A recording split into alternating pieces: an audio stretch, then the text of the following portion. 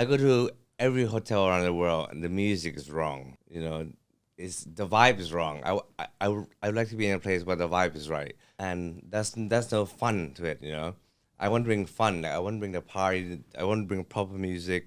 We were the first hotel who give the guests the bowls, give the guests different CDs to listen to sunset, sunrise, bossa nova, everything. We were the first hotel who made the iPod for the guests.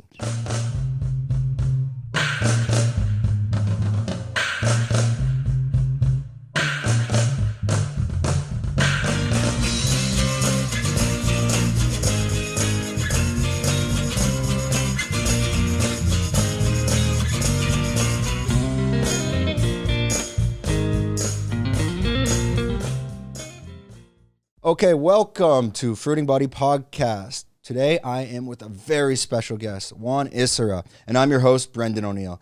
I jump around in these intros, I never get them right, but hey, let's just go for it. So Wan is the GM of Shuri Panwa. He is also the founder of Baba Beach Club and some other brand stuff we're going to talk about as well, such as CM brands, but we'll just touch upon that. So we're going to jump right into it. And let's not say GM because Okay. it makes me want to work by myself. Managing director. We're going to change it, managing director. But don't worry, we're not going to edit it. That's what it is. No. So Juan is the managing director at Shuri Panwa. It is a luxury 5-star, let's call it a resort villa, essentially. Yeah. And we're going to understand how that all came together. But let's focus first on Juan's journey and how he got to that position. So let's go. Okay, Juan, thanks a lot for joining us. How are you? And Sawadee Cup, because I think this is our first Thai guest on the Fruiting Body Podcast. Thank you. Hi. Hello. Now we had Kitty on, Kitty Teppo on our like 4th episode. Right. I don't believe she was born in Thailand. Okay. Kitty, let me know later. Don't kill me though. So let's just jump into it. First, thanks a lot, Juan, for coming. Because I know you're a really busy man. Yeah. High season starting, Yes. and I think things are picking up in Phuket. Yeah. And let's just start from the beginning and learn a little bit about who you are. Okay. You grew up in Thailand. Which city? Where were you from? I grew up in Thailand, in Bangkok, until I was 9. Then I went to England. Then the school asked me when I was looking to come. Then I said now. Then after that I was abroad. Yeah, Quick. straight away. Yeah. Were you doing which area in England, or were you going to private in school the south, in Dorset. In Dorset? Yes. Oh, okay. Dorset. Yeah, I have a lot of friends, especially living on this island. You meet the British International Yes, School friends, and there a bunch of them are at different private schools across England as well. So you went there, you came back here, but you continued your education and you got into... No, I stayed abroad until I was 23. 23? So 9 to 23, I was always abroad. Including your university as well. Including everything, yes. Now, I read you went to DCT in Switzerland? Yeah, so I live in England, America, and I finished in Switzerland, yes. How did you decide to get into hotel and business management for your post-education? Because I have to choose a major, so I was telling my family, I don't know what to do for my major. So my mom was like, hey, maybe, do hospitality. Just look into it because you like business, and this is one of the business you can be in. So I look into it. I'm like, okay, hotel management is easy. Cocktail tasting class. So I'm like, oh, that's good. Making cocktails and everything. So I'm like, I went into it. Yeah. And when you made that decision, at this point, what were your hobbies as a child growing up? I read you're into DJing, or did that come later in life? That came at 17. But then before I was choosing my major, I was training in hotels anyways, because I had to come and do training for the summer or everything. And I always ask, my family friend, oh, you have a hotel, can I go work there to train? So I did that. Yeah. And did this kind of come from your family's background? And I did some research into that on your grandfather and your father. Yeah. And they were involved in the property development. My father was the one who started the real estate development, yes. Yeah. And he started my grandfather. in Bangkok. In Bangkok, yes. So when you were growing up as a child in getting involved into not just the hotel side, but let's say the development, the building side, was this always a part of your life, living and breathing that? I went to my father's first construction at 3 years old. on construction site at 3, and I always go there because I always go wait for him to finish working. Yeah. And that's how I liked it. And you're no worries. Have a sip. Don't worry. Today we're actually drinking water. Sometimes we hide some different beverages in these cups. Yeah. But no, we're on the water train today. Yes. So you decided to go into hotel management, Yes. and how did you end up choosing Switzerland? Because it was the quickest. Because I figured if I stay in Miami, it was going to take me a while to graduate, and Switzerland was a shortcut because it's like a crash course. You start from 8, you finish at 4. Yeah, In America, you only do 2 classes a day, and it takes 4 years. yeah. I already got my diploma. I have 2 more years to do, but it's not going to finish in 2 years. I see my path. I'm going to go out. I'm going to go to the beach. I'm going to have fun, and class is a last priority for me in America. Yeah, you're trying to kind of. We all know we have to do that in terms of university. Yeah. I mean, we have to go. But you knew just how do I fast track that? Yeah. And to be honest, I did the same. Yeah. I was at university in Toronto, and I wanted to get my degree. So I'm like, I'm just going to do the diploma for 2 years. Yeah. That's what I did. I flew to Australia, and then I just had to do 1 year. Yeah. And then I finished my degree. So I had a diploma and a degree in 3. Yeah. Instead of like 5 or 6. Exactly. Because I realized as well, I'm like, I thought school was a complete waste of time, to be honest. Me too. I mean, and as most entrepreneurs can explain that you learn more in your first month outside of university than the whole time. The only time I learned a lot in school was in hotel school, my last 2 years. But before that, classroom was like, okay, you listen and you just look out into the windows. You don't give a shit, and just do static pass basically. So it's boarding school for me was like survival. It's a structure thing, but it's better than being home. I've been in boarding school since I was 9, and in the break time you can do whatever you want, not like stuck at home. Like these kids nowadays on online classes, I see them. I'm like, wow, you have to be stuck in front of the screen for this for 3-4 months. That's shit for them, Yeah. I feel bad for them, yeah.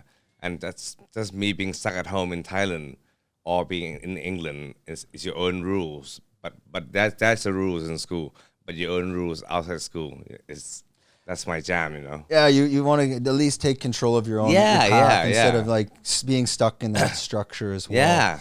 Yeah. And from there, you also went on to Italy, and you did a job. Training. Was it an I hotel training? It's my last training for my diploma. Gotcha. And yeah, I got a job that was for me it's the best hotel in the world still, and it's 21 rooms and done by the owner is like a really famous hotel guy who I admire so much, who's my idol. So I want a job here, And who was this guy? Bob Burns. Bob Burns. He was one who made Region International famous, and the brand. And his hotel was in Pretty Woman.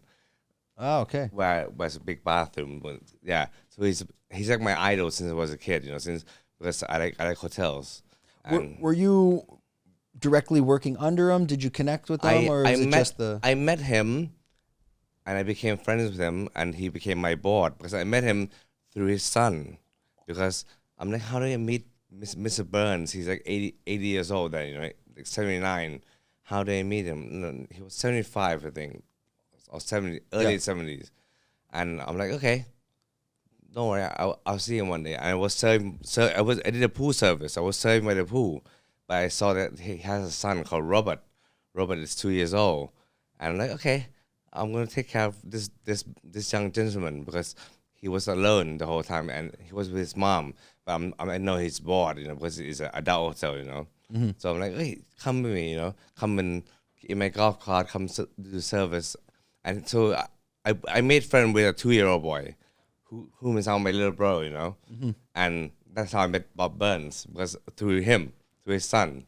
this was your kind of creative strategy as well to kind of get in the door through the gatekeeper. Yes, To be able to connect to him. somehow. And he was cute. He was a good boy, you know. Yeah. So I'm like, hey, why not? Yeah, and yeah. So I met him, and later he came to see Panwa every year. I still see him every year. He had his 90th birthday last 2 years ago, I think, in 2019. 90th birthday, yeah. And he's still sharp. He's still going. Still sharp, still going. Yeah, but now he's in the Hamptons because he used to live in Hong Kong, and he moved to Hamptons instead.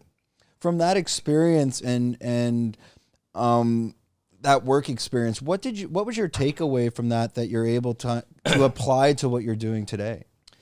I always have the hotels in my head. He was reinforcing it. Yeah, he has all the ideas. He explained the structure and everything, and I did hotel talk with him basically, and yeah. So would you consider him like one of your most influential mentors as well? Yes, one of. Yeah. He's my number one mentor. Yeah, and I have like other mentor, but he's my superstar basically. Yeah.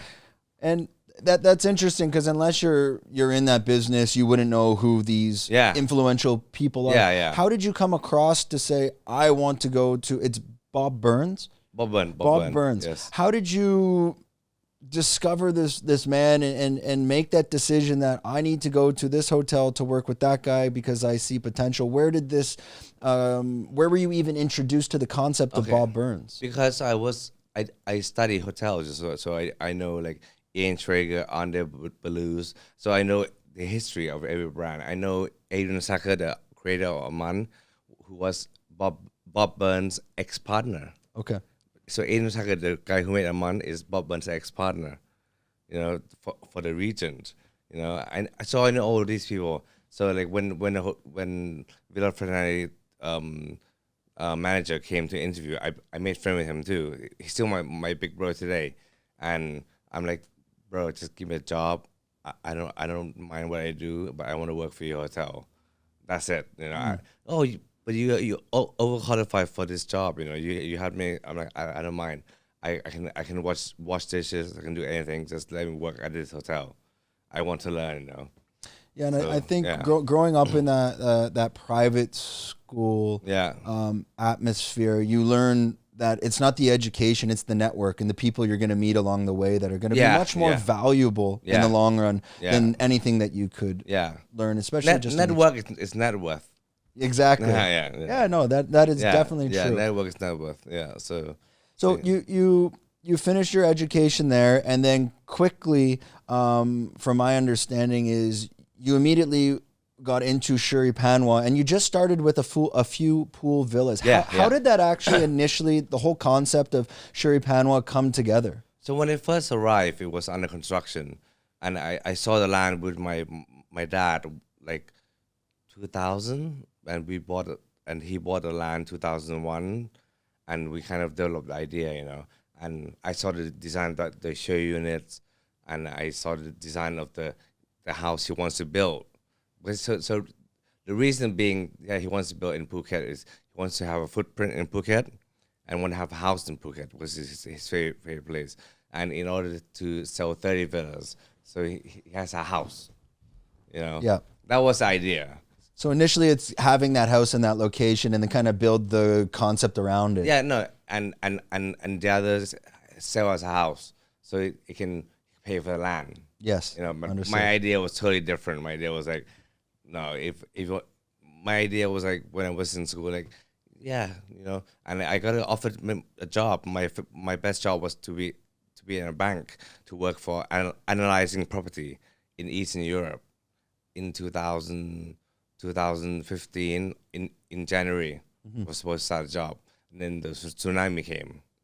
Yes. Yeah. So before tsunami, I was thinking, wow, this is beautiful land.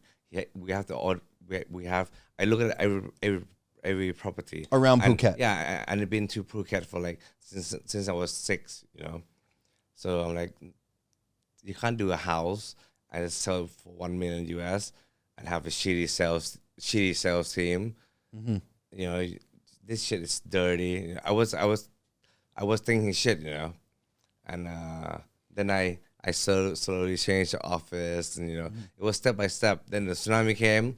Then I was like, you know what? I'm not gonna work for a bank anymore. I'm gonna come work here.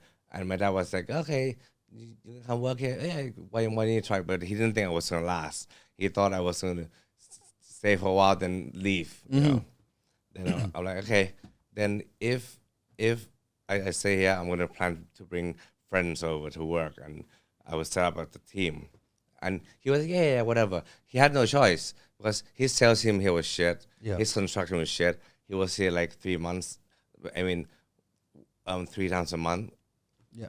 But just to backtrack on that, so initially at Cape Panwa, he was kind of just building a home at this point. Yeah. That your idea said, hey, why don't we turn this into a resort? Mixed use development, mixed use. Yes. Like 4 seasons resident, Yeah. or like in America, what they did, And your initial concept at that point was just to build a few like luxury villas that you would rent out long term, or was there Long-term. actually like was No, there no. the hotel concept Like, wasn't there yet? My original concept was like, I want to build a hotel, a villa Yeah. with a pool for over $1,000 US. That was my idea. And if you build over 1,000, you have to bring big brand to come help. I'm like, why would I want to do that? If I bring big brand, I have no job. I have someone to come manage my hotels. And then that's how it started. And then I picked my team. And I did everything. And that team, when you initially started, how small were you and how big are you today? We started with 3 people. 3 people, and then we slowly add more people, and then, so many of our team have been with us for more than 5 years, more than 10 years, basically, but now we're over 1,000 people in 3 hotels, 3 resorts, yes. And when did Shuri Panwa, when did it really kick off? Because again, so if you've started in 2005, you've been doing it for 15, 16 years. Yeah. What was that milestone when it turned from, a few villas, now it's turning into this luxury resort? Yeah. Can you explain the backstory on that? So the backstory is, if I generate sales, everything can move on. Continue to grow. Yeah. So luckily after the summit, I was so lucky. I'm like, I was thinking of a concept that I raised the price like 3 times, and due to the website, before no one had a website before. I did the website before I even had a brochure, right? Before no one had social media. I was the first in social media, first in website. And they're like, oh, you can't raise the price. I'm like, I'm going to raise the price and the quality. And this is a destination. It's not just a hotel, And so I started when I sold the house. So that's in January. I sold a villa. Which year was that? That was 2015. 2015. And by that time, I'm like, okay, I said through the website. Then I started doing the website, and I started selling more villas. So the average price of our villa was like 9 million US, and we can sell that 2 or 3 a day, 2 or 3 a week. I mean a month. So it was good. We sold like 40 villas altogether.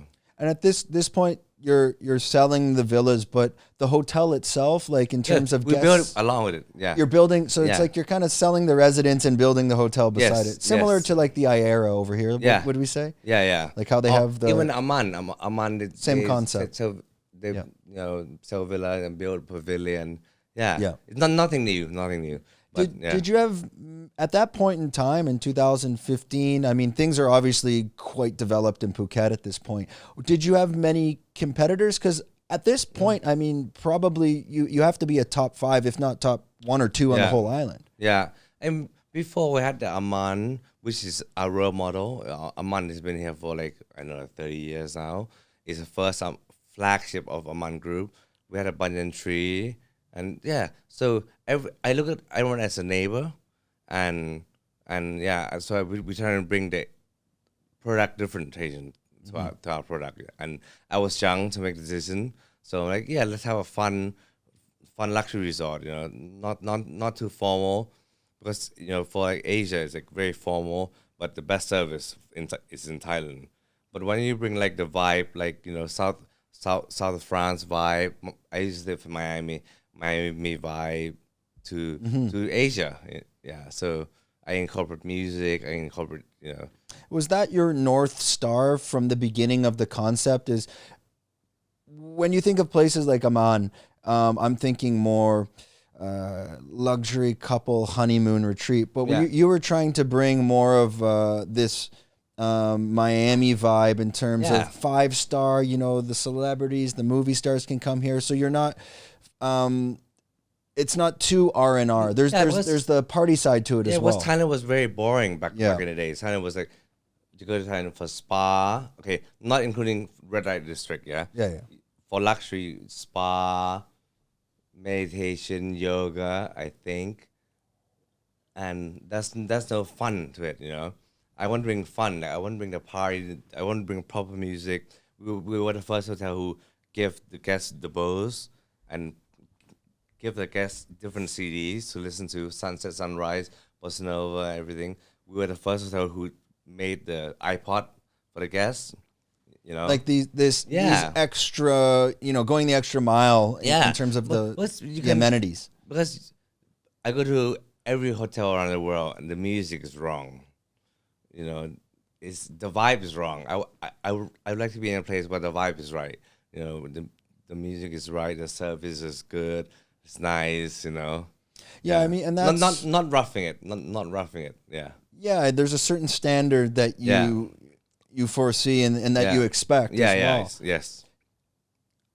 At what point was your major breakthrough in terms of, like, let's say maybe not just a Thai celebrity, but a celebrity from the US or wherever in the world where it was kind of the first one to come to your hotel and put you on the map? Oh, we have many, but a lot of celebrity around the world came through our Thai friends. Okay. Yeah, because our Thai friend has some people to come, So like, we had Snoop Dogg. Snoop Lion. I mean, very like in the early days, like 2015. Like one of the first celebrities was Snoop. Yeah. And we had David Rockefeller. Yeah. Who came like early in the days. We had Gordon Ramsay who came. We have all these people. We have Dan, our friend, who always come. And we have so it's like connection with people. So it's the Thai celebrity would introduce, hey, you should go to my friend's hotel and everything. So we've been operating since day one. Since day one, I've been inviting my friends to come over because my friend in Thailand didn't understand why I was living in Phuket. It's like, why are you going to live in Phuket, man? You don't understand. Just relax. It'll be fun. Because you get the best of both worlds here, and especially with like Shuri Panwa, you're getting this 5-star luxury resort, bringing this Miami, South France, Ibiza vibe. Yeah, the music. That's the music. That's the music. And music and good sound system. And you throw these amazing parties that are very well known. Especially it's you'll be doing the Halloween party coming up. Yeah. And what's that all about? Just to bring the vibe to the island because it be busy on island and we like to throw parties and people can come and enjoy. So yeah. What role do you play in putting that together?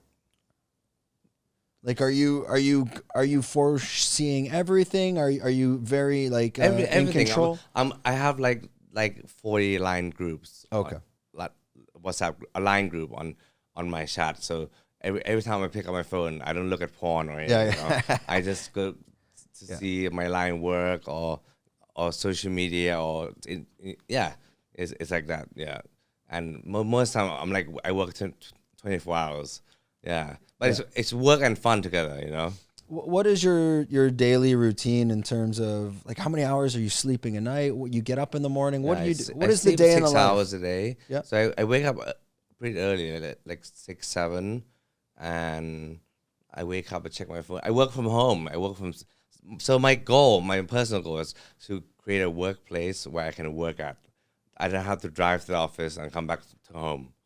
I want my home to. If someone has a problem, they can call me, or my team would come and visit me anytime, Yeah. And have you always been working like that before, let's say, the current situation? Yeah, always. You've always been... This is very normal for me, to work at home and check check my line, because I didn't check my email anymore because it's line or Easy. Instagram or WhatsApp. Yeah, it's easier, and you can work from anywhere. Exactly. Yeah. And it's been normal like that for me because one of my neighbor who taught me many things. He gave me my first BlackBerry, and that BlackBerry changed my life because before I used to be sitting in checking the email. I would separate my time like 2 hours a day checking my email, answering, forward it or something. But now I have to forward to my right team. But before, I have to check the email, spend time after work. I have to go inspect the site. But now I can leave the office at 3, go to Naihan Beach, and sit and check my emails from there. So you are your office. Yeah, I'm my office. Yeah.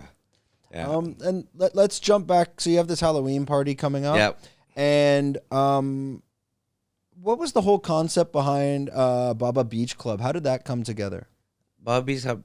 So me and my father drove past this Natai Beach. We've been to Natai Beach for like many years. And I'll just quickly explain where that is. So it's directly over the bridge of over Phuket. the bridge, yeah. In Khao Lak.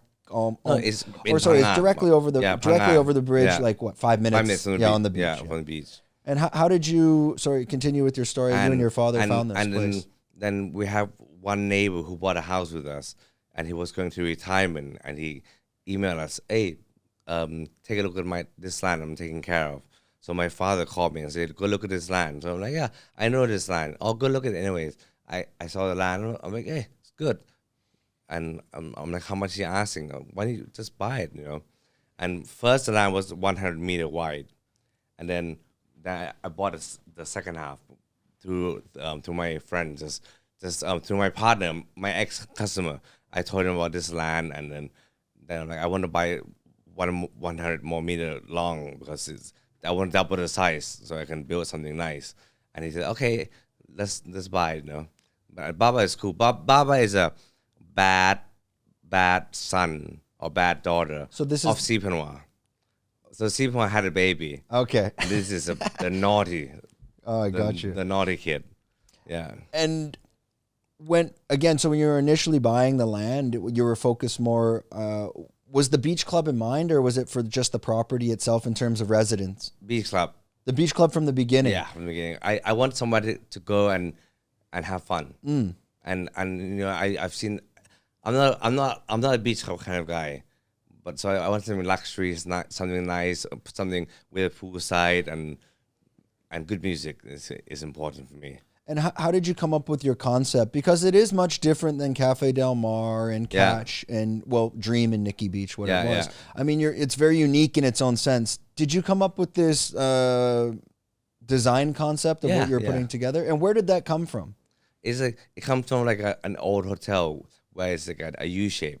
Yes. So it's a U shape. So you walk in and there's the rooms. Yeah. So it's a U shape, but with luxury room, luxury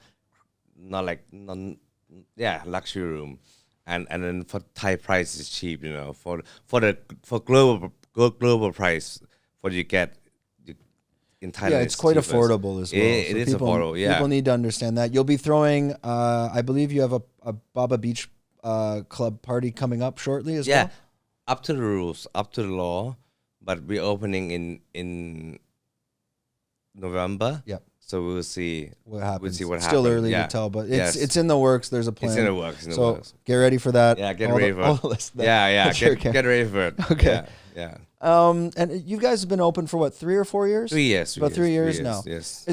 Is there any future plans you want to share with us that might be in the works or development on that side, or are you happy with what it is now? I want to convert that whole area into like a nice Tulum. Tulum is like a party beach, but nice party beach that you go in Mexico is close to Cancun. Yeah.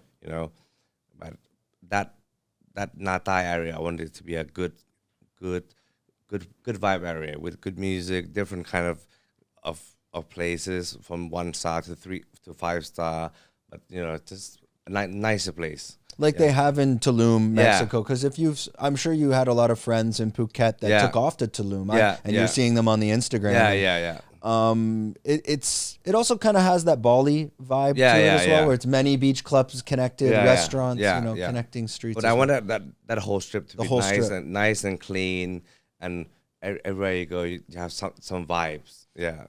What would be ideal in terms of time? Could that happen in 5 years, 10 years? That should happen right now. Right now, and more building in terms of more hotels, more types of clubs. Okay, or that's about 1,000 rooms right there now.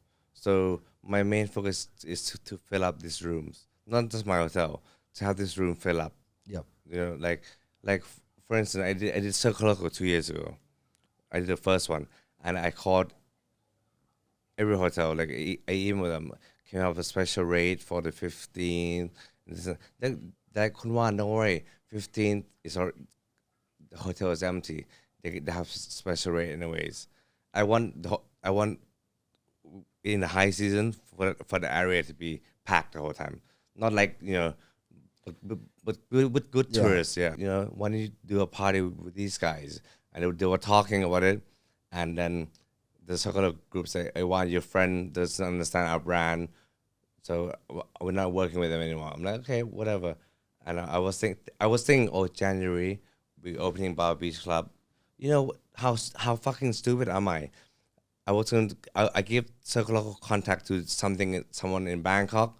Why don't I manage my network myself? So I called him, hey bro, April, let's do Phuket. It's holiday season. Let's do Phuket, man. So that's how it became. what year was this? It was 2 years ago, Just 2 years ago. 2009. And where did you hold the event? At Baba. At Baba. Okay, I saw Yes, that. Yeah. Yeah. And will you continue to hold that event at Baba? Yeah, yeah. Is that a yearly event, or can you Yeah, do yearly, it more frequently? yeah. Only Yeah. once a year. Once a year, I think. Once a year. Is it possible But to do for more? now, after pandemic, things will be different. Yeah. Our plan was to do yearly, but now you don't know. You can do it weekly. You can do it monthly.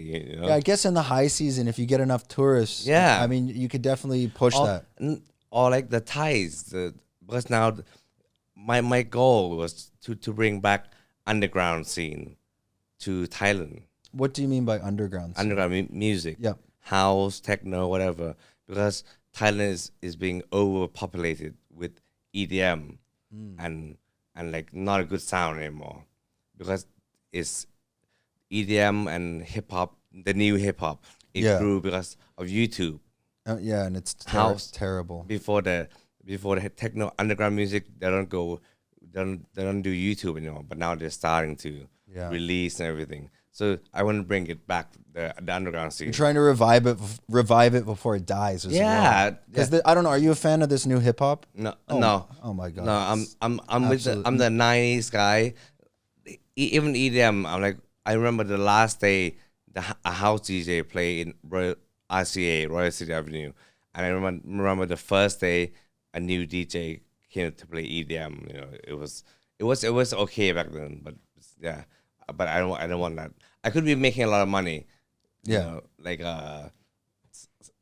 doing this ticket for like big. But it's for the younger crowd too, Yeah, right? yeah. I could be cashing being a lot, but no, not me. Yeah. I don't. I mean, bringing in these more popular artists, but Yes, I mean, essentially, yes. this music, it's just mumble rap, and it Yeah, also. yeah, I hope I don't offend any artists that come to Phuket Yeah. and get at me, but I mean, Yeah, I think they're not real. They're like Yeah, imagining. Yeah, I know, I'm 35 now, Yeah. so you're probably around the Yeah, same. 40, age. 40. Okay, 40. but I'm 90s hip hop as well. And Yeah, yeah. When you listen to Tribe Called Quest, Biggie, Oh, yeah, and then you those- listen to this those new boys. stuff, it's too.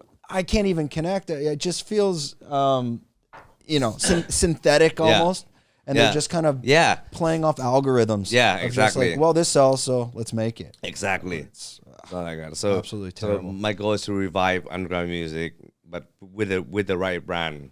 Yeah.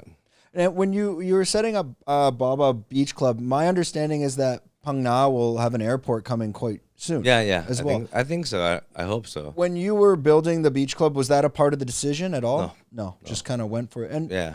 and based on that location, why not keep it on the island of Phuket? Why take it off island? Because that land was available, and I saw the land around many places, prime area.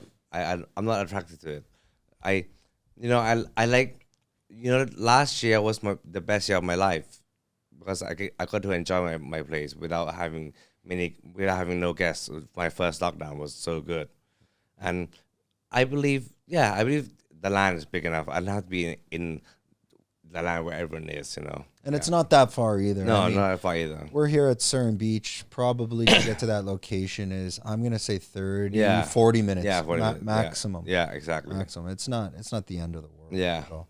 So what's next for you on the horizon of yourself? Because it seems you got a lot of irons on the fire. You're a busy guy. Yeah. Is there anything that's coming up that you're also working on, or are you just kind of now focusing on what you're doing? I'm focusing on these 3 babies, and that's it. That's it. Yeah, because we have the Baba Hua Hin, the new building opening, which is on track.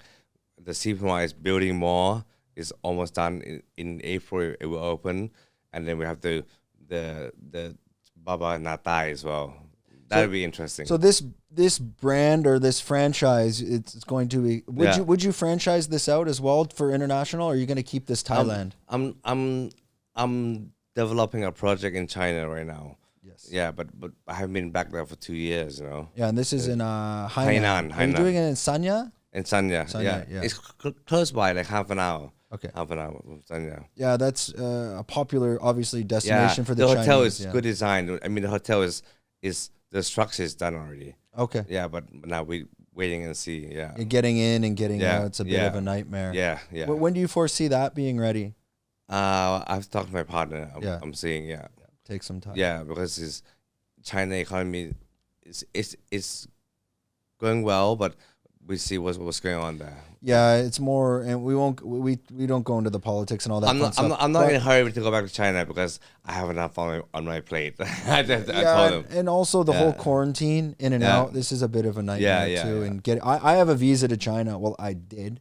Yeah. I had a 10-year, and just when the stuff went down, canceled. So. Yeah. I have friends here. They're on the podcast, I think episode 6. Yeah. They've been here for over 20 months because they work in China, but they have kids here. And they can't get back because they can't get the kids' visas. So it's hard. China's a bit of a nightmare right now, but I think things will turn around. I'm hoping this winter. So far from what I've seen, and we were talking about this downstairs, it's picking up here. I mean, it seems like there's traffic coming back. How is it at your hotel, your occupancy? Have you seen an increase? What were you? This month we're doing average like 50-60% average. And it's coming back slowly because we rely a lot on Thai. I mean, 30% of the market is Thai market. So I'm happy to be a part of promoting Phuket. Yeah. Not just promoting Singapore, we are promoting Phuket as well. And I'm happy to see the airport for the first time. I've flown like maybe four times, and this week was my fifth time. It was busy, the airport. I mean, there was 8 flights. It was like a few thousand people, and the airport is busy. So I'm positive, but it's gonna be Phuket will see the increase in quality, not like quantity. You will see the increase in customer behavior. Customer will stay longer. They will improve in quality, so they'll spend more cash on things. You want to see like many people will get hurt from it, but also Thailand will benefit from it as well. People will benefit from it because I think Thailand itself per square meter is the cheapest. Mm-hmm. Yeah, per $100, per $50, you get the most out of from everything. You get the most. Thai culture, we good at service. It's better than any country in Asia, or better than any country or any islands around the world. Yeah, for the price you get. I agree on that. Value. I've been in Asia 12 years, and for example, you go to the Philippines. Like nothing, it's gorgeous, but things don't work. You get off the plane, you got to catch a ferry. The ferry's gone, and you can't get it to the next day. Type of stuff. Thailand, everything operates in sync. Yeah, I find. yeah. They're very quick. They make sure you have the customer service is amazing. You get off the flight, you're in the minivan, you're at your hotel. The concierge is there. They tell you where to go. Yeah. Once you arrive, you don't need to do too much over planning prior to coming to Thailand. I find it's very simple. Yeah. So you see that. Do you see the backpackers? This style of tourism leaving Phuket and Phuket becoming more 5-star luxury? If Phuket was an island in the Mediterranean, it would be like Mykonos or a good part of Ibiza, luxury part of Ibiza. If Phuket was compared, but now we have so many options for Asia. We have Cambodia, we have Laos, we have Vietnam. We have an island in Vietnam called Phu Quoc. Yep. Yeah, which I've seen before. I've been there before, and it's a 2-hour flight from Phuket if you want. Phuket has competition for the backpackers. Yeah, but it's a much better hub in Phuket, specifically not just Phuket but Bangkok. I mean, you get your direct flights from Dubai, Turkey, Europe, Russia. Yeah, right. Phuket Thailand is a sweet spot of the world right now because we're the latest to reopen, and if you come to Thailand or Phuket or Thailand this next 3 years, you will have the best experience that you ever had before. It's a different place. To go to PP, it's like wow. Yeah, it's paradise. Because before I go to PP, I don't go anymore because it was packed. You can see people's head from like swimming, from boating, everything. I had a social media crew coming to do things on Phuket, things around Phuket, and they were like, "Let me show you Thailand. Come with me." And I saw PP. I was the only this boat. When Jay was yeah, here? Jay Liberation Media was because we had Tony on. He was explaining as well. So did they? How did that connection work? Were they coming for you to help with your content, or were they coming to build their own? Jay is my bro since for 5 years now. Jay and Dan. I met him at almost the same time, and Jay was talking to me. He was in Greece, and I saw his post. I'm like, why do you want to go there? Bro, what are you doing there right now? It's fucking windy right now over there. And then he called me. I'm like, I feel the pain. I feel the pain in your voice. You should come to Thailand. I can be your ground service. I can handle everything here.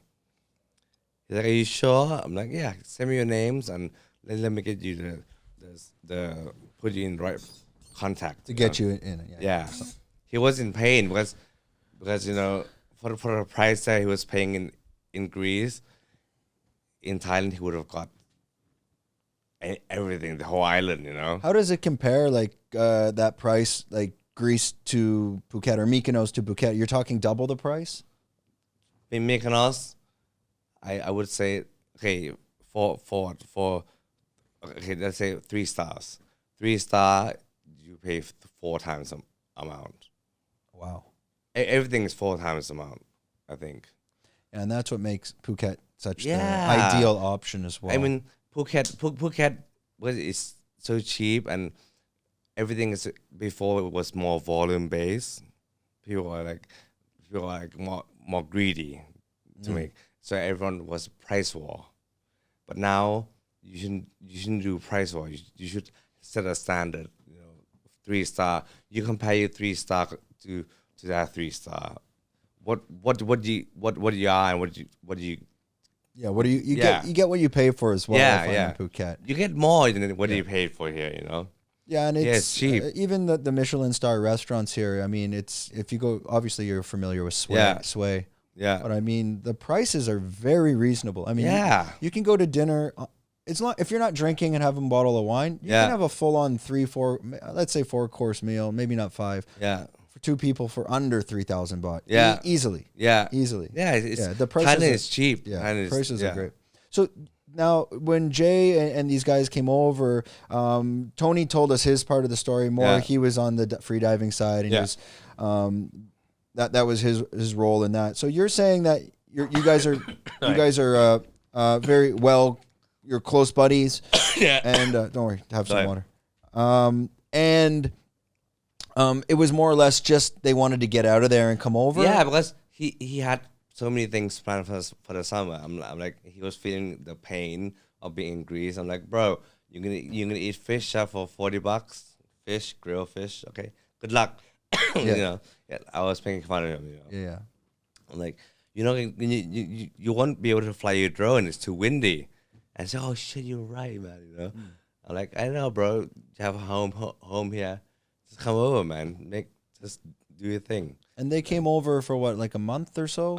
A month, yeah. About a month. Yeah, a month. And then I saw, you were going around with them and Dan and also Mike Swick as well, which is down at AKA. Yes. And I saw you guys using Mike's new cold bath. Yeah. I was talking to Tony. Yeah, but these guys, Jay and Dan, they're like health nerd. And Dan is like a health nerd, man. Yeah. He would discover ice bath and he fucking loved it so much. And he put me in there for like 5 minutes. I'm like, bro, no way.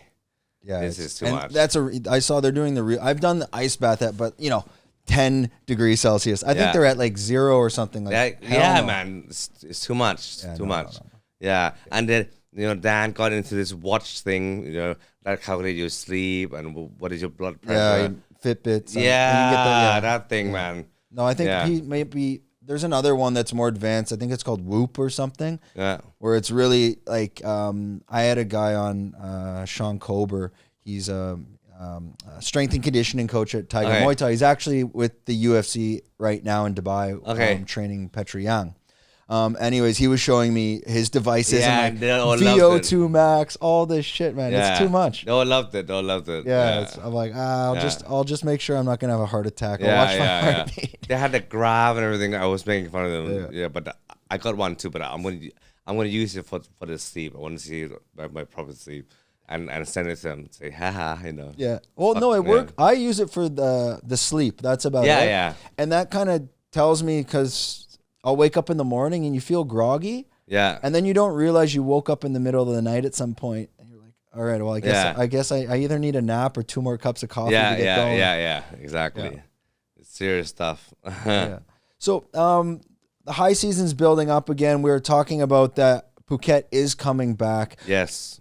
Do you see, and we won't get too deep into that side, are there any like challenges that if this were to occur, it could cause problems? Or do you see kind of everything's opening up and it's looking pretty good right now? I look at it like vaccine. Yeah. I have 3 already.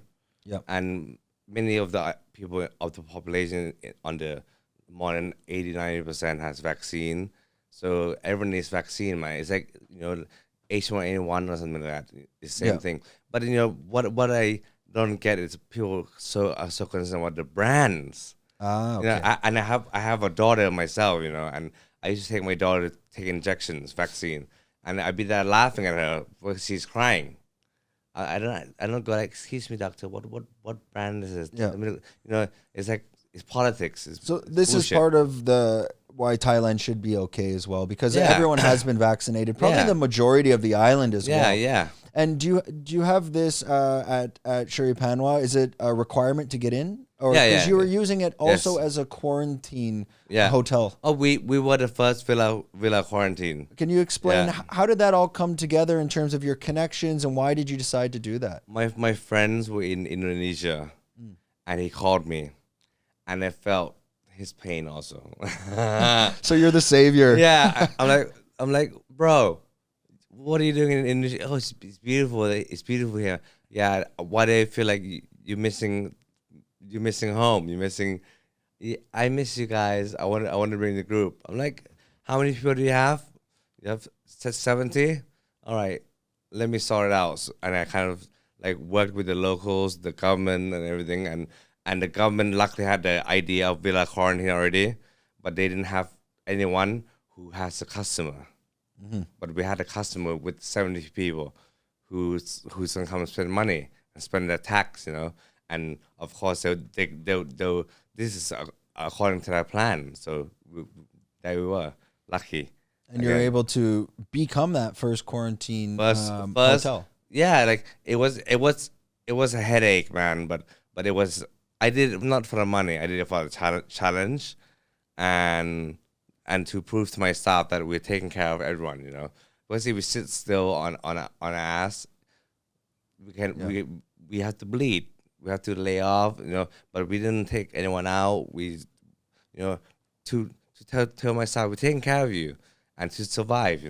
And when did this plane first arrive? How? Because this must have been, if you're the first, quite a while. Before July 1st. Yeah, like the plane first arrived February 30th. February 30th. Yeah, February 30th, and but then, it took us 2 months to work on to put it all together. Yeah, like to contact the government, to have the government check on us, to have someone. The first 10 days was hard, man, because everyone has to stay in the villa. Yeah. So it was a balance of keeping them sane, and keeping my team sane. Yeah. And keeping the government sane. So imagine having 3 girlfriends and all one's enough. And all of them have to be happy. Yeah. And this was my situation. Like I feel like I have 3 girlfriends. One is that group. I'm in a group chat with them. One is the staff who's under a lot of pressure. One is the government who everyone's like focusing on them as well. Yeah. And people want something to happen, so it'd be good. But the government don't want anything to happen. We don't want anything to happen. And they don't want any bad press as well. Yeah, Because exactly. what is the risk reward if something bad goes wrong, that it could really affect the opening of July 1st in Thailand as well. Yeah, exactly. But you were able to kind of make it a bulletproof plan, essentially. Oh yeah, we had to go to standard operating procedure, safety, everything. So it was a challenge. It was fun. How was your staff during the past, let's say, 18, 20 months? Was everyone able to get through it? Everything was okay? Yeah. Because a lot of hotels, as we know, a lot of people had to be laid off. And don't worry, you don't have to go into the details there. No, but we didn't lay enough. We're lucky. Just We're so you were lucky, able to get through that as well. Yeah. Okay. And your staff on the island, are most of them, in terms of percentage, what percentage are Farangs? Which percentage are Thai? Are most of them from Phuket? How does that? So like we only have like two or three friends from abroad. Foreigners. Foreigners. Yeah. And the rest are Thais. Yeah. Okay. So like, everyone take a pay cut, leave without pay, whatever, the government help. And but most of them have been trained many years not to be in debt. I always train myself, don't be in debt, even though the hotel's in debt, we're borrowing money to build and we have to pay it back.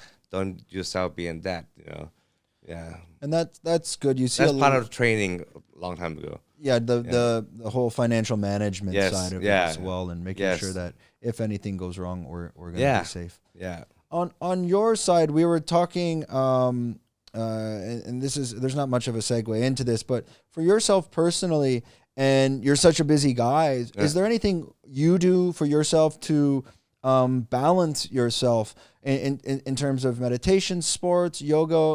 What do you do? I do boxing, and I live in Baba and Panwa. That's my meditation. Yeah. But when I go to Bangkok, to see my daughter, I'm restless, because I'm not at Baba or Panwa. At Baba Panwa, I can call for a meeting. I can check online, So my life is work. It's fun. My life is fun. It's like your Superman fortress of solitude. Yeah. Exactly. You're able to kind of balance there. Yeah. And I think that's a big part of Phuket as well. Like for me, and specifically, like I lived in Shenzhen, 14 million people, but the thought of going to these cities, it just drives me mental. I can't do city. You're not a city guy at all. Since I was 9, when I left Thailand, I was always on the countryside. I was always in the countryside, in a dorm room, in the woods, playing sports, being outside. So this for me is normal for like 9 years already. I never lived in the city. I like going to New York. I went there when I was like 22. Younger, 18, and I don't want to go back there again. It was too noisy for me. Yeah. Bangkok was like, it's okay because my daughter. Without my daughter, she's 9 now. So I've been going to Bangkok a lot since before she was born, but before my ex-wife got pregnant, I never lived in Bangkok. Yeah, I would go there for a bit, Yeah. Yeah, and the traffic is just insane. It's I Yeah, don't know yeah. if no one's been to Bangkok, That's bad.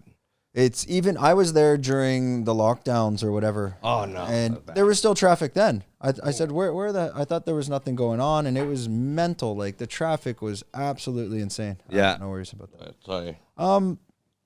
So we'll jump into something that we were talking a bit about downstairs, and you can take the direction with that as well. So we are a medicinal mushroom company, but we're also looking forward to the decriminalization of psilocybin, and maybe that's something that we'll investigate down the road, and maybe in Thailand, and who knows.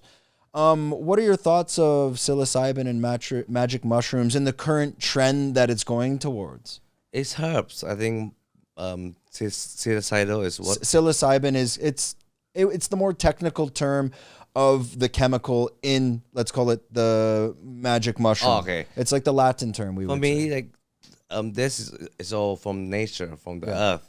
Like an elephant took a crab, it comes up. A cow took a crab, it comes up. Yeah. It's not grown in a lab or anything like for like special. It's nature. Like THC weed is nature as well. I agree with Kratom. Kratom is nature. I mean, the first time I saw people doing Kratom was many years back because people were shooting it for gardening. So they like drink coffee and they can drink this, and it's more nature. like an amphetamine. Yeah, Kratom? amphetamine. Yeah, And now it's become legalized. And I believe also it's become either legalized or decriminalized in the U.S. as well. Yeah. No, in the U.S. has a website called Kratom. Yeah. Yeah.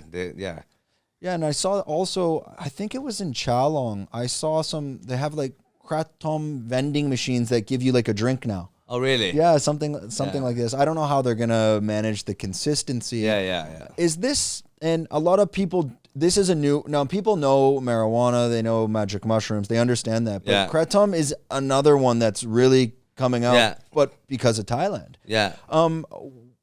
As the general Thai public, what is their perception of Kratom? For me, Kratom is to wake up, and it's like it was banned because of tobacco. Yeah. Weed was banned because of tobacco as well, because the tobacco company will have to make sales and they kind of lobby against it. And if you look at Kratom history, it's the same thing, Same with like the vapes as well. Yeah, same with it's all politics. The tobacco companies are pushing this down. Yeah, they don't want this. I think so. Yeah. Yeah, and on the medicinal mushroom side, especially let's say the psilocybin magic mushrooms, there's a lot of benefits coming out now for mental health and the benefits of that. Have you heard anything in the Thai news of maybe this becoming legalized? I don't know. Like they have to, obviously with cannabis now. I mean, this is it's going to explode, and even the recent king had an announcement where he said he wanted to make Thailand the Southeast Asia, or the Amsterdam of Southeast Asia. This was like a public statement. Yeah. Do you see this starting to come to fruition in Thailand, where or is it still kind of like what's going on? I mean, weed. I think weed is safer than alcohol. Yeah. Alcohol, people get aggressive. People crash their car. People do a lot of stupid shit when they're drunk. You want to get high, as high as you want. You want to do stupid shit. You want to go out and start a fire. Weed. It's like I don't think anyone was at the club and gotten a fist fight smoking weed. Yeah. So I hear what you're saying. Yeah, it seems that a lot of grow operations are starting. I had 2 cannabis experts on the podcast, and that's okay. We can talk about this now because it is becoming legalized in Thailand. But let's see where that goes. We still don't know how that business will work. Yeah. On your side, back to the hotels and getting involved in luxury hotel development. Has anyone approached you with the idea of opening up like retreats, like psilocybin retreats, marijuana retreats, or has this entered your thoughts? Some, but I'm a law-abiding citizen, so I wait for it to grow. Wait for it. If it becomes legalized, they approach me. Sure. I look at I went to see a few sites for the weed hotels. Yes. Yeah, so everything you incorporate marijuana Yeah. in it, like the incense. Once it's legalized, the incense, the menu you can because on the old menu, marijuana is used for cooking. In Thai culture. Yeah, inก๋วยเตี๋ยวเรือ, the all boiled noodles before was made with marijuana leaf. Everything. Well, was that the name of a dish you were saying? Yeah, boiled noodle, ก๋วยเตี๋ยวเรือ. Okay. Boiled noodle. It's like the dark noodles with the beef and they're using marijuana leaf in this dish. Yeah, in the soup. Yeah, I was reading something about that. Even I think it was up until the 1920s or 30s or maybe even 50s that marijuana leaves were actually used in a lot of Thai dishes. Yes. Tastes good. Do you have older family members that talk about maybe the old days when it was being used, or is this kind of my grandmom used to cook with weed leaf. Really? Yeah. Interesting. Yeah. Yeah, because you kind of just hear whatever. It just makes it smells แกงเขียวหวาน the green curry. Yes. With weed leaf is good.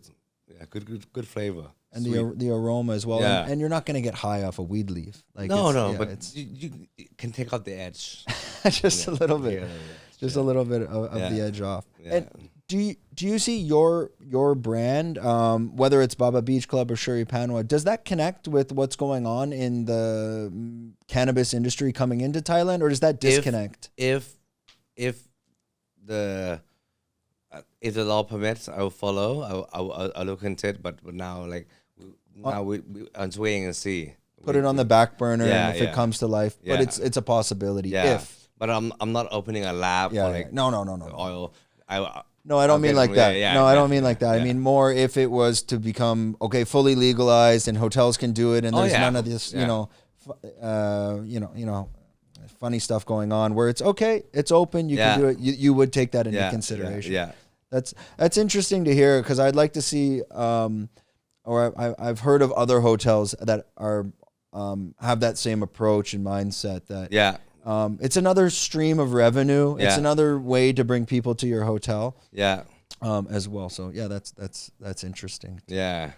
Okay, interesting. On your side, what are the major competing hotels? But you were also saying that in Thailand, like especially with the 5-star luxury resorts, you don't really consider yourselves competitors. You're more of a family. Just neighbors. So like you have like the Aman. What other hotels are on your level? I'm not sure. Like there's Kalima, there's Rosewood, there's all these villas are nice. In Thailand, it's the best of the best for the price you pay. I mean, $1,000 can get you a lot of things in Thailand. Yeah, $1,000 in Mykonos, Ibiza doesn't go far. You don't get anything. Yeah, I was looking up your hotel it must have been a couple months ago, and I was looking, I think one of the rooms, one of the price, I'm going to say it was between there's 7,000 to 10,000, and I'm sure there's ones up to 30,000. Now, for US dollar, I mean, it's not that much. I mean, nothing. Go to Tokyo. Spend $200 on a place smaller than this studio. Yeah. Right? Thailand is the best value. Yeah. Yeah. In your resort, do you have like a presidential suite or like the number one room that people? We have big villas, like if they want like a 3-bedroom, 4-bedroom, up to 6-bedroom we have. Yeah. So. And are you allowed to reveal like something like that? Let's say in the high season when things are pumping, like what's that going to cost somebody? That will cost like 200,000 up. So we're talking over $6-7 grand US a night. Just not too much. If you compare like to for villa in the Hamptons or in America right now or in Greece right now, it's like $1,000 doesn't get you much. No, I mean $6,000 will get you good, but you want like a big villa that you get here for $6,000 now, not even close. Yeah, I mean even like go to Hong Kong, $1,000, it's not going anywhere. Not even close. Yeah, or like 6,000 for our suite. What you get? Just show me the. Anyone can go online and see this. This is it's beyond 5-star luxury. Yeah. There are such things as 6-star as well. Yeah. Could you explain how do you cross the barrier from 5-star to becoming a 6-star luxury resort? I don't know. Like, what are the guidelines?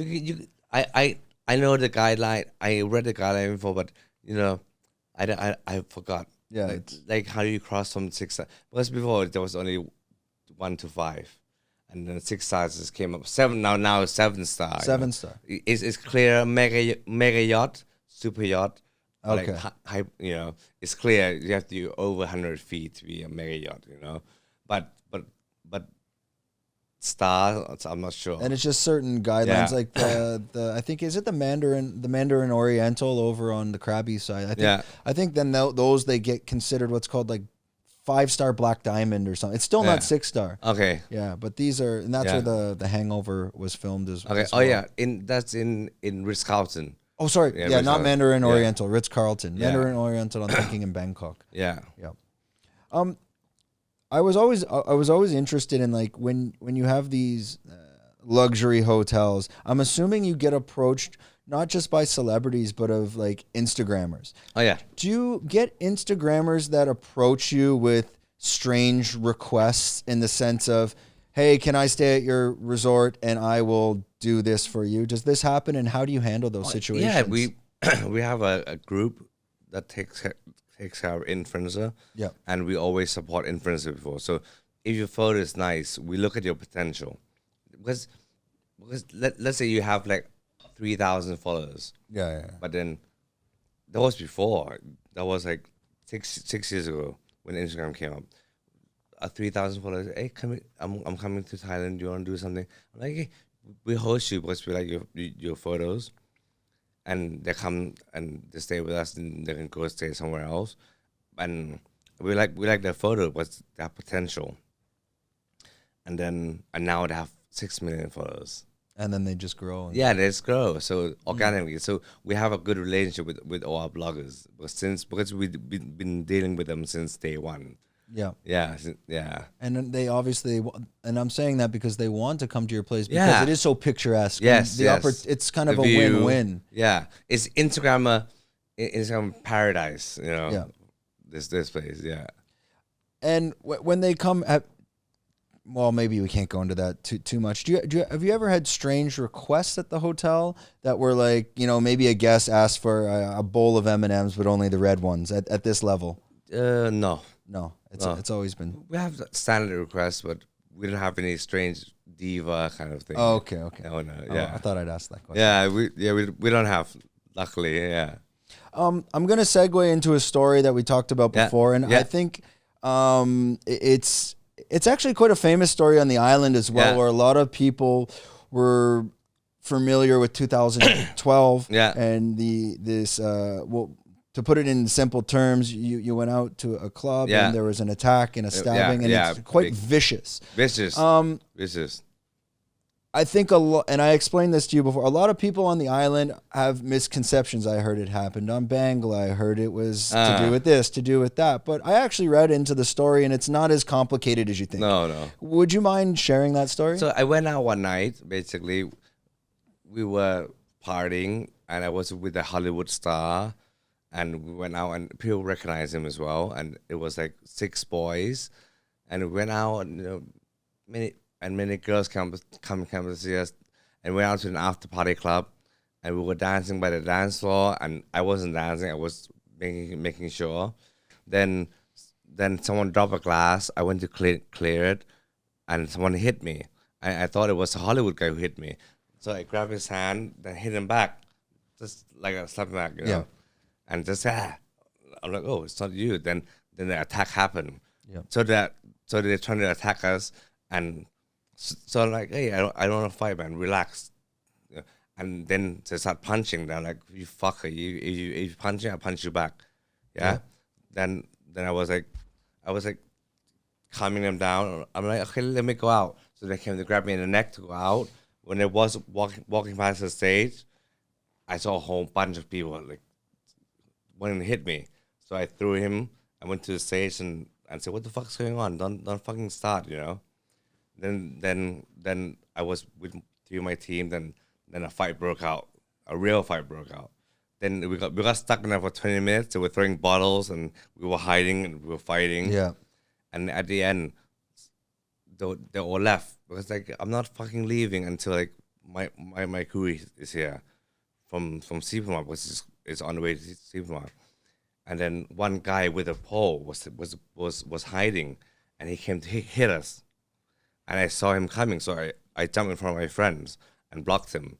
Then like I'm fucking angry. Let's go outside now. I'm pissed off. So it's this microphone thing. I had it. I went out. And I started fighting my way out.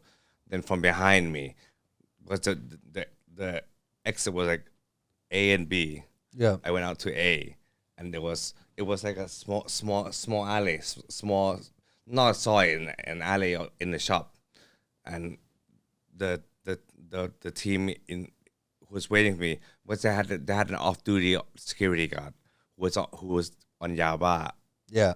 so they were hype, so it was off duty security and on duty security against me and my like me and three guys. So I went out to exit A, but exit B people realized that I was coming out of exit A. So from behind me, they got me. They got me. I went down. Then I felt someone hitting me with a pole, but it was actually a knife. I got axe. Then I got up, I punched him off. I dragged him out by the face, and I was talking shit like, "Now come fuck with me right now," Yeah. Come fuck with me because what the fuck are you, And they wouldn't come out, so I was stepping on this guy's head, who stabbed me, but I didn't know was stabbed. Yeah. In front of him, like, "Come help your friend, you fucker," And then I got into the car. I was explaining to the actor, "Sorry, man, this is not a movie set. Sorry. Then I felt I felt on my stomach. Then I felt a stab. Yeah. Then went to the hospital, and then they found out I got axed and I got stabbed. Yeah. What was it at the end in terms of like stitches, stab wounds? Oh, the back was axed the whole way, like a short ribs but cut. Yeah. And the stab was already through my stomach, Yeah. And it was because of the girls on the off-duty security came to our table to dance. Got it. They didn't like it, and that's how it started. And I think what's important, the takeaway from this story is like, I've been in Phuket 6 years. Like this never happens. Yeah. So people shouldn't be scared to come to Phuket. No, people shouldn't be scared. Story like is very, if not the most rarest story I've ever heard. A fight is normal, but with a fucking axe No. and that homemade thing, they want to be gangster, and they got away with it so many times, beating up the people that they can make their own weapons. They got creative with that shit. And this was in Phuket town as well. Phuket Town. Was it a famous bar or was it just something near you? It's a pretty famous after hour club. Okay. It was open until 5. Yeah. So I went there at 4. Yeah. Yeah. Yeah. And I think it was painful though. It was like when I woke up, I'm like, fuck, I didn't do shit, man. Yeah. Well, you were quite lucky as well. Nothing happened. Nothing happened. But Yeah. what was the recovery from that? Was it like That a couple took about months? 4 months. 4 months. To recover. I had an operation to fix my arm again. Yeah, for a year to recover properly. Yeah, and that's why I wanted you to kind of tell that story, because I think people were a bit confused on what happened. But after I read it, it's Simple. It was just the wrong place, wrong time. Wrong place, wrong time. Wrong time, but very fuck, rare. man, I love the music there. With the music, it's like Thai molam. It's Thai folk music with a good beat, And it's like wrong place at wrong time. Some fuckers, Yeah. Did you ever go back, or are they still open? They're still open. I went back to eat to see, but yeah. Bad karma around there. Yeah. Stay away. Yeah. It's again, like, this isn't gonna happen on Bangla Road. No. I don't know if is this. If you behave, or if they behave too. If the guard were like obviously on a power trip, and they beat up many people and they were on meth, Yeah. So like, yeah. Does this happen more often in Phuket Town than Bangla? Is this because again, for me personally, I've only been to Phuket Town a few times, but it's usually a dinner. Phuket Town, it doesn't happen. It's quite safe, right? Quite safe. Yeah. But I mean, Phuket Thailand is a safe place. Yeah. Yeah.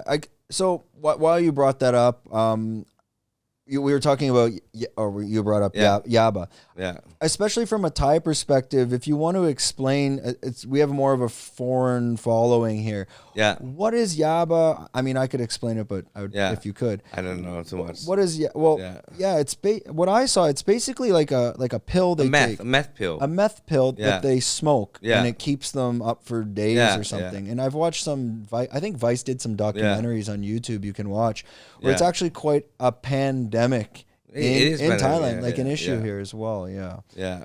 But you don't, to be honest, like when you come to places like Phuket, you don't see this stuff. No, it's not like obvious or anything like that. And in your case, it is quite rare as well. And the I was reading the actor you're with. Should I say his name? Jamie Renner. Yeah. From Born Ultimatum. Yes, and also what is it? The bomb movie or. Something like that. And I think the Avengers and all this stuff. Yeah, Avengers as well. Jeremy Renner, Yeah. And he was down, I guess he was like filming a movie in the Philippines. Yeah. Interesting. And I think he was shocked. Mission Impossible too. Yeah. He must have been like... He was shocked. He was like, what the hell is this, Did you have a conversation with him after the fact? Yeah. How did he react to that? He was shocked. It's like, what the fuck was that? Yeah. Yeah, which again, it's quite rare. Yeah. Interesting. Quite traumatic. On your side, sorry, we'll jump away from that. I think that'll be, and whether we clip that or not, you'll decide later. It's okay. But up to you. For your DJing side and when Circo Loco opens up in Baba Beach Club, are you DJing as well? I DJ in the after party or with the friends, but I want to bring the big artists who want to travel here. Who do you see coming, you think, this winter? Any big artists in terms of DJs that you can reveal or can't reveal? They all want to come. Okay. We have my friend Seth Troxer who wants to come. We have many people. Joseph Cabriati, Jamie Jones, Waf, they all want to come. Because they go to Circo Loco in many places. And Circo Loco brand have go to many places. But this is more like a company outing. Yes. Yeah, it's more like on a tour they'll go and stay in hotels separately, But here is a whole baba. They can stay. They eat breakfast and see their friends. There's no pressure. No pressure. There's no pressure on them. Yeah, there's no time pressure. It's holiday vibes. Yeah. Yeah, and it's more you're friends with them as well. So it's like, hey guys, we got a party. Let's DJ. They're not feeling the pressure of like a huge set that where the client's like, hey, this has to go well. Yeah. And there's no pressure. Well, we'll wrap this up soon. I had more of a personal question for myself. You're running so many businesses and doing so much at once. Do you have any advice for young entrepreneurs such as yourself on how to manage their time, to manage these businesses, maybe some do's and don'ts, or just some simple advice that you could pass on? Like, take it easy, conclude everything first, don't jump into a conclusion, and good time management is important. Good structure, time structure, because every day is different. So you got to wake up with a positive attitude. I mean, I can't say you be positive all the time because you can't. But you have to wake up and structure your time right. How structured is your time? Like, for example, some people will sit down on a Sunday and structure from 6 a.m. to 6 p.m. Monday to Friday, and they got these tight schedules. Are you this structured? I'm more like day to day. Like, let's say this week I'll be in Phuket, next week I'll be in Bangkok. That's that I have. Then the detail I'll fill in. And then you just have to get this done as well. Do you surround yourself with assistants as well to help yourself get around? Yeah, I mean, I communicate with my team all day long. So I have my Baba, my Hua Hin team, Natai team, and Sipama team separately. And this team, I have a group for them all together. Mm-hmm. And then I have it's many groups. and I have all the staff together. I have all the staff in a separate group. Yeah, so I have to manage all the orders by on phone and see them personally as well. But at this point, you've been doing it so long that Yeah, it's kind of like clockwork to you as well. It's clockwork right now, and yeah, it's the 40 is a good age. Yeah. I never think it's a good age. Like it's a year I feel the most secure, and I don't need to prove anything, and it's smooth sailing. How long do you see yourself doing it? Do you have a plan like to retire at 50, 60, or is this kind of just go with the flow and Go with the flow. enjoy the life? Go with the flow, enjoy the life. I want, for Baba, it's two things. Baba in Nata is like, yes, I go there when I want to have fun. It's like my holiday home. Okay. At CPY, yes, I have fun and I work too, and and at Baba, Phuket is like Baba, Hua Hin is like you go there private, and you if you go downstairs at a peak breakfast time, you have to go say hi to the guests, of course. But if you want to go private, you know when to go. Yeah, so you don't have to see people. Yeah, you don't want to get cut up too, because it can be quite draining as well. Like mentally on yourself. Yeah, like all that energy you need to give out to be shaking the hands with the right guests. Because at the end of the day, just like a restaurant or a hotel, everyone wants to shake hand with the boss. Yeah, I was looking at Saul Bay, the guy who does this, and I saw him in IG like first time like 3-4 years ago, and he's still doing it, doing every restaurant he goes to, he's doing. That's discipline right there. He has to go cut the steak and he's probably done it how many times? At least 3,000 plus. More. I don't know how many times he does it. Well, I guess it's like an artist, like let's say like U2 or Madonna or any famous artist when they've been in the industry 30 years, but they still got to sing their top charts from the This has got the amount of discipline you need to be able to get through that with the emotion must be possible. Yeah. So for me, I leave it for my team to manage. Because before, like the first 10 years was really hard because I had to work, to build that and set up that structure. And set a culture for every department. Yeah. Of how everything's going to be, of how everything's going to be. Yeah. Yeah. It's hard for the first 12 years was hard. This past 5 years, you actually where to take a boat to. Yeah. Before, were you sailing the boat as it was being built? We say this like the boat's sailing, but you're building as it's going and figuring it out along the way. I was trying to figure out like what to do, and how to do marketing and And I think I've been reading this book lately. It's The Art of the Deal by Donald Trump. Art of the Deal. Have you read this? No, I'm listening to it now. Yeah. I think it's great, but he was saying something that was interesting to me in the sense that he doesn't take a lot of like marketing consultants' opinions into consideration or analytics. He goes with gut and intuition. Yeah. Do you operate the same? To me, it seems like are you taking a lot of data into consideration, or are you kind of following your gut? Gut, I follow, but I don't trust my gut too much. I read history. I see how the hotel have growth and how the big company is growing, and I would relate that growth to my current situation, because I can't imagine running a hotel, 3 hotels and we're listed too publicly. We're listed, running a listed company which is a hospitality on like 20 years ago. Without, now when I see something wrong, I can take a picture and send it to my team, and my team responds. It's good. I send to my engineer, respond. The food is not good. I send to my food and beverage team, and they respond. I'm like, okay, the pasta is too dry today. The light bulb is out in Pool Villa 8. The water is not clear in LV 8. a week 10. How can you do that before? You have to go back to your office and fax everything.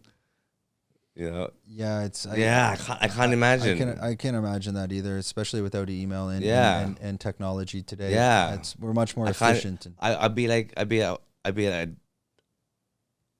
dumbass if I don't have this. I was explaining the same thing. So you're using Line, but I'm using WeChat. Yeah. And I work with China. And I have I have probably 70 groups. You know how some of them just disappear eventually. Yeah. They come and go and come and go. Yeah. If I didn't have that, You're dead. I'm dead.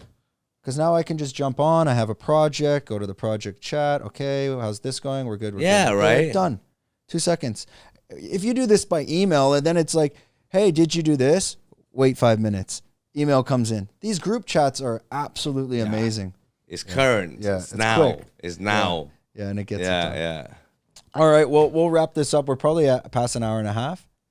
Awesome. Okay, so we'll jump to your camera, and what you can do is just let everyone kind of know about yourself, where to find you on Instagram, where to find Baba Beach Club, Sherry Panwa, all those tags, and we'll put them there later. So you can go to Panwa Baba Beach Club, Circo Loco, Circo Loco Asia, or hashtag whatever. Yeah.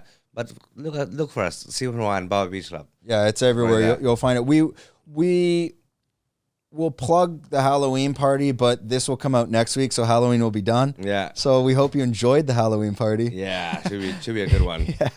And we'll go check out the pictures. I'm sure you'll be posting. Yeah. And just stay tuned for the next big party for Circo Loco on Baba Beach Club, and we'll probably post something on our Instagram as well for people on the island. Okay, camera's on me. We're good. Okay. Thanks, everyone. Thank you, Juan, for joining us. Thank you. And I never know how. Also, November we have an unofficial party. Every weekend, you know.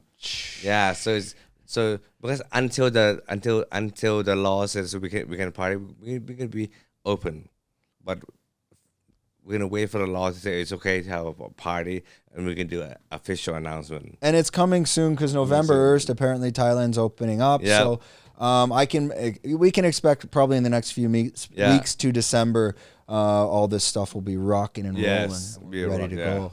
All right. We all need it. Yeah, because we do need it. We've had our own luxury lockdowns, but okay, thanks everyone for listening to Fruiting Body Podcast with Wan Issara. This should be episode 25. Let us know in the comments what you thought. If there's any questions for him, we'll maybe get him back on in a couple months and we'll have a chat. Okay, see you later.